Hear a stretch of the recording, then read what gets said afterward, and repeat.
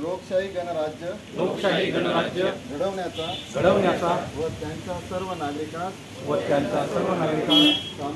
सामाजिक आर्थिक व राजनैतिक न्याय विचार अभिव्यक्ती विश्वास श्रद्धा उपासना याचे स्वातंत्र्य दर्जाची व संधीची समानता निश्चितपणे प्राप्त करून देण्याचा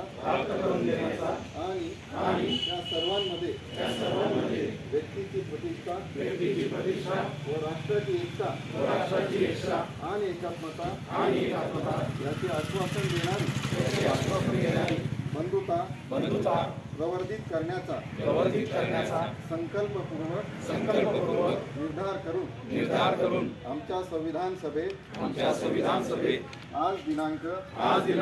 26 नोव्हेंबर 1949 रोजी याद्वारे हे संविधान अंगीकृत